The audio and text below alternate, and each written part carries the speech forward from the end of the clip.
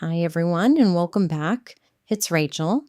Last time we talked about trauma, we landed on one sentence: you are not what happened to you. Today, I want to pick that thread back up because there's a step that comes right after that one. And it's this step where a lot of people get stuck. Here it is: identifying what hurt you is not the same as healing from it. And honestly, that's the whole episode. But stick around, because if you've ever felt like you've been doing the work for years and you somehow feel worse instead of better, there's a really good chance this is why. The trap I see in my office all the time. Let me tell you what I see, because I see this so often it's become a pattern I can almost predict. Someone comes in, they're working on themselves. They've done some therapy, they've read the books, they've listened to the podcasts, and they will tell me with a lot of pride that they have identified the source of their trauma. They know what happened, they know who did it, they know exactly when their life turned. And then they get stuck. They don't get better, they get louder about who hurt them. They get more articulate about what was done. They develop a whole internal courtroom. They can recite the case against the person, place, or event that ruined their life. And they have been doing that for sometimes years. Here's what I have to tell them.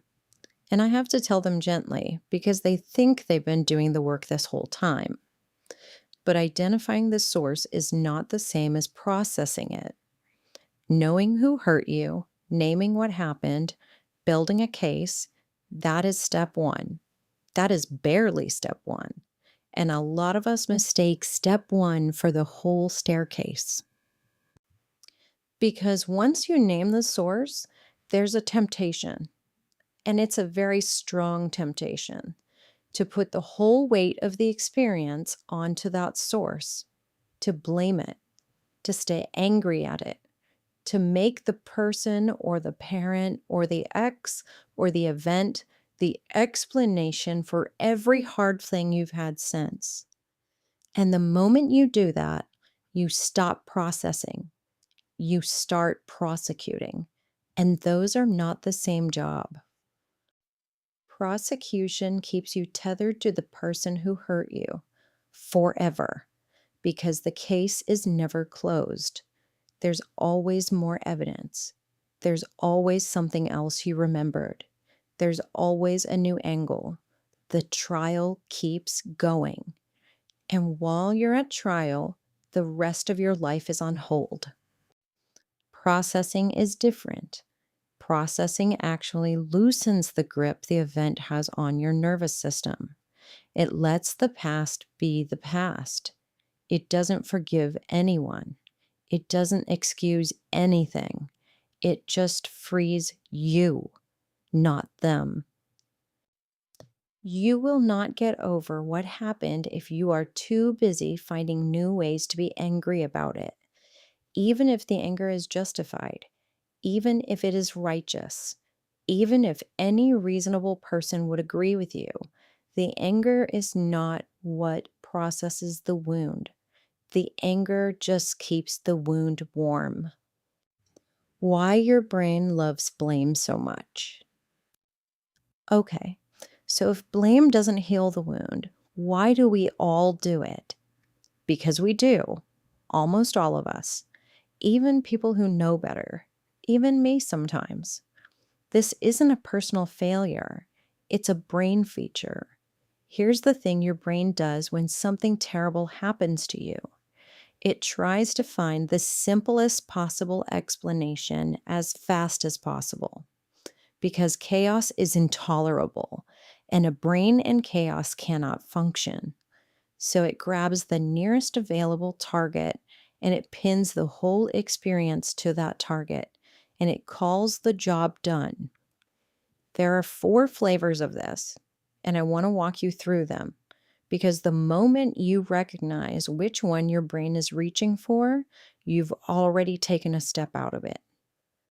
Flavor number 1, the illusion of control.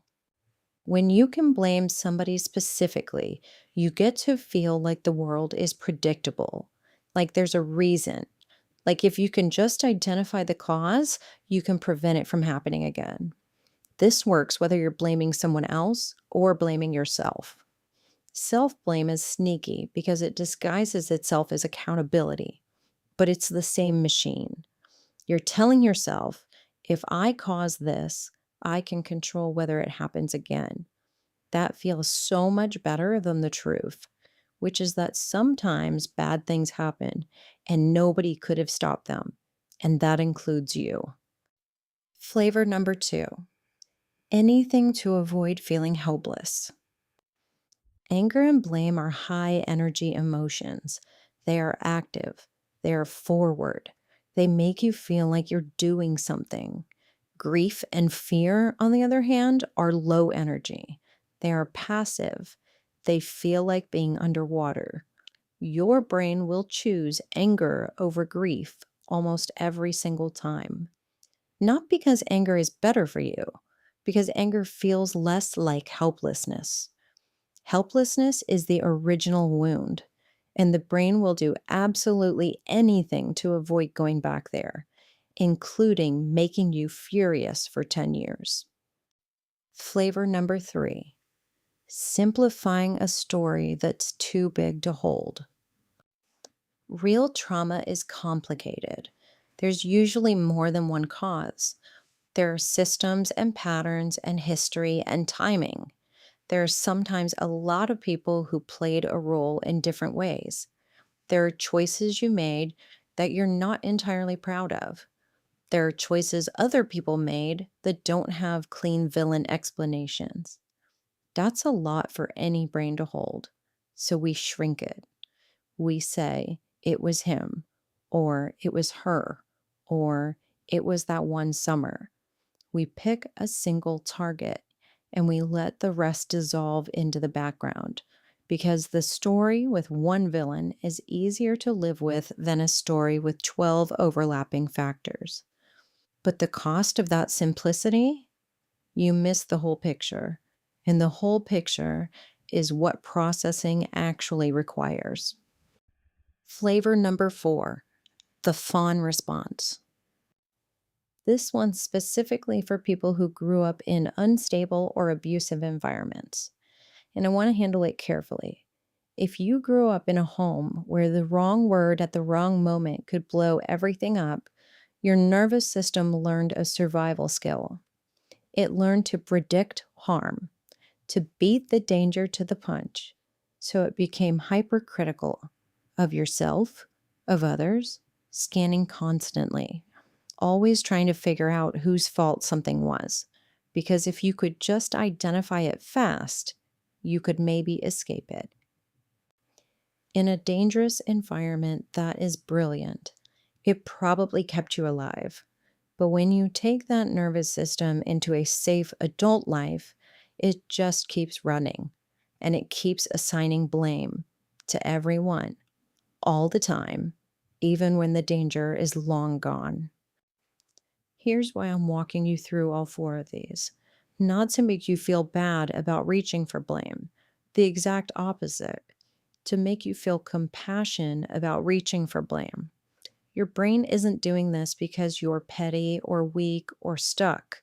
Your brain is doing this because it loves you and it's trying to keep you safe using the tools it has. The work isn't to be mad at yourself for blaming. The work is to gently notice when it's happening and ask yourself if it's still serving you or if it's just running on autopilot from a time when you genuinely needed it. The apology you're never going to get. Okay, I want to talk about something that's a little harder and a little sharper because somebody needs to say it. A lot of people are stuck in blame because they are waiting. They are waiting for an apology. They are waiting for the person who hurt them to come back, to admit what they did, to say the words, to make it right. And I'm here to tell you, lovingly, that you may need to stop waiting. Here's why. 3 reasons, each one harder than the last. Reason number one, they probably don't remember it the way you do. This is real. Memory is reconstructive. People remember different parts of the same event. They emphasize different things. They protect themselves from the parts that don't reflect well on them, sometimes intentionally, more often without even knowing that they're doing it. So you might be sitting on a memory that has shaped 20 years of your life, and the other person genuinely, honestly, cannot summon what you're talking about, or they remember a version of it that doesn't sound like what you remember at all. That doesn't mean it didn't happen. It happened to you. Your memory is real. Your wound is real. But theirs may simply not be lined up with yours, and no amount of demanding an apology is going to retrieve a memory they don't have. Reason number two, they were a different person then. So were you. The person who hurt you 10 or 20 or 30 years ago is not the same human being walking around in that body today. They may have grown. They may have changed. They may be embarrassed by who they used to be, or they may not have changed at all and just gotten better at hiding it. Either way, the person who did the thing is not the person you'd be confronting now. And here's the part nobody likes to admit. You aren't the same person either. The you that was hurt is a younger version of yourself. And what that younger version needed in the moment was an apology and protection. What the you of today actually needs is something different. Probably something the original person can't give you anyway, even if they tried. Reason number three, embrace yourself for this one. They may not feel they owe you one. This is the hardest one because it's so unfair. People can do real harm and genuinely not believe they did anything wrong. They can have a different story. They can think they were the wronged one. They can have moved on without ever looking back. They can be living a perfectly nice life with no intention of ever revisiting what they did to you. And as much as that is infuriating, there's nothing you can do to make them feel guilty. There's nothing you can do to extract remorse from someone who isn't carrying any. And here's the thing that took me a long time to learn. Even if you could get the apology, even if they came tomorrow, crying, begging, saying every word you ever wanted them to say, it would not change what happened. It would not give you those years back. It would not undo the way it shaped you. It would feel good for about a week, and then you would notice that the wound is still there. Because the apology was never what was going to heal you. You just thought it was, because they were the one who put the wound there in the first place. It seemed logical that they'd be the one to remove it. They are not. The wound is in your nervous system. The apology can't reach it. You are the one that gets to do that work now. Not because it's fair. It's not fair. It's profoundly unfair. But it is the truth. And I will take the hard truth over a comforting lie every time. Because hard truth is what actually frees people. So what does processing actually look like? Okay, enough about what not to do. Let me actually try to give you something useful, because I don't want to leave you in the diagnosis without offering you a direction. Processing has a few real ingredients, and I want to be honest with you. None of them feel as good as blame does in the moment. Blame is more addictive than processing. Processing is slower, quieter, and harder to see from the outside. But it actually works. Where blame just keeps the engine running on a parked car, here's what processing looks like. Ingredient 1. You notice when you're in the blame cycle. This is just awareness. That's it. You're going about your day. You suddenly realize you've been rerunning a fight from 12 years ago in your head for the last 20 minutes. You're rehearsing the speech you would give them if they ever walked back into your life. That's the cycle. You don't have to judge yourself for it. You don't have to be embarrassed. You just notice, oh, I'm doing the thing again. My brain reached for the familiar shape. There it is. Just naming it starts to take some of its power away. Not all of it, but some. Ingredient 2. You shift your language from the action to the feeling. This is a small thing that does a lot of heavy lifting, so pay attention. Blame sounds like, they ruined my life. They abandoned me. They lied to me. He destroyed me. She betrayed me. Notice what those sentences all have in common. They're all about what they did. They are about the actor and the action. They keep your focus pointed outward at the person who did the thing. Processing sounds different. Processing sounds like, I am hurt because of what happened. I feel abandoned. I am scared because that broke my trust. I am grieving the version of my life I thought I was going to have. Same situation, completely different language. The processing version keeps the focus on you, on your feelings, on your experience, on what's actually in your system that needs tending. The blame version keeps the spotlight on them, which means they are still running the show, even though they're not even in the room. Ingredient 3. Radical acceptance. Not what you think it is. Radical acceptance is one of those phrases that gets thrown around a lot and almost nobody explains correctly. So let me tell you what it actually means. Radical acceptance does not mean what they did was okay. It doesn't mean you forgive them. It doesn't mean you make peace with them. It doesn't mean you minimize it. It does not mean you let it go in any kind of passive way.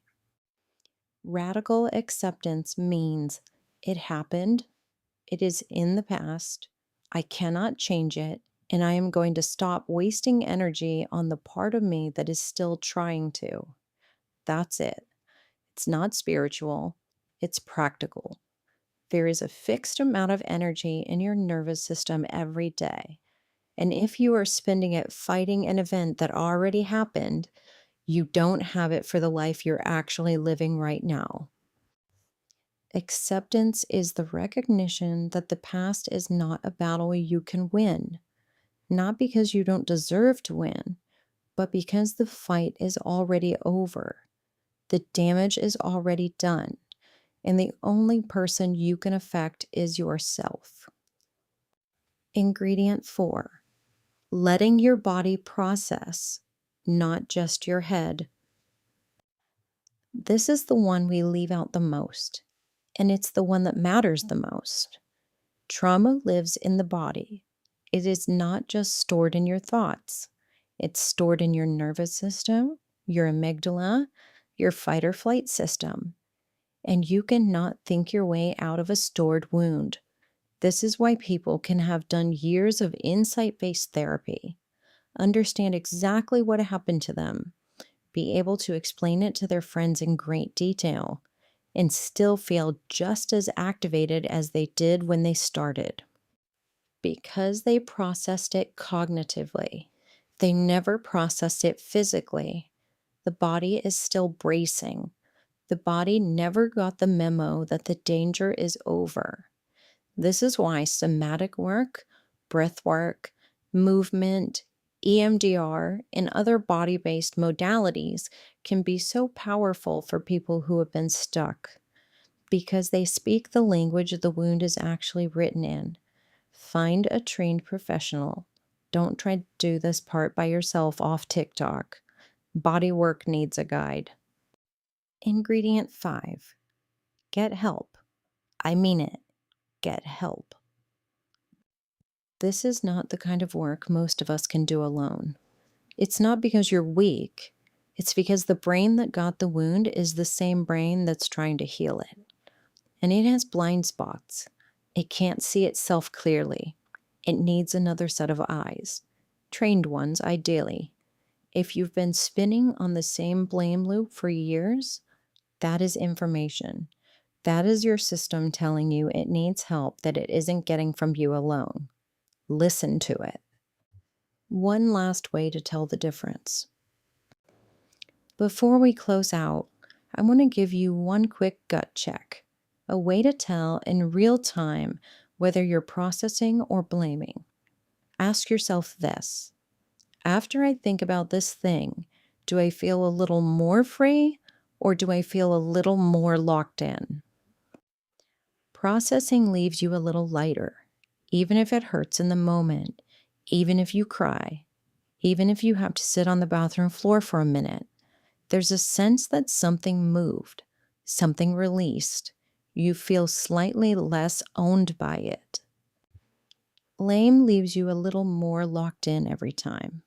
The grip gets tighter, the case gets bigger, the story gets sharper. You feel more certain, more righteous, more wounded, and somehow less free. If you do something for 15 minutes and you walk away feeling a little lighter, that was processing. If you do something for 2 hours and you walk away feeling more entrenched, more angry, and more determined to make them pay, that was blame in a really convincing costume. This isn't a perfect test, but it's a really good one. The body knows the difference between healing and prosecuting, even when the mind is convinced they're the same thing. Listen to the body.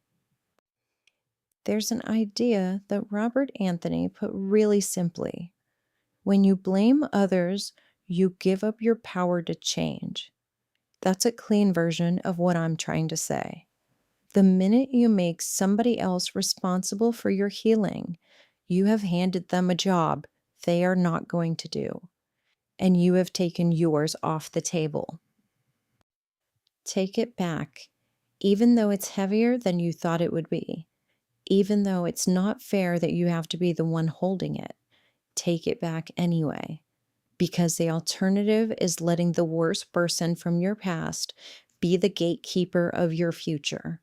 And I'm sorry, they do not get that job. They have already taken enough.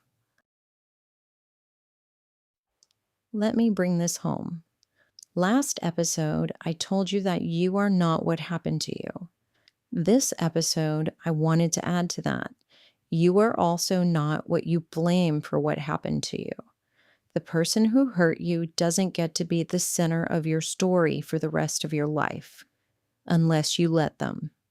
They put a chapter in your book. Fine.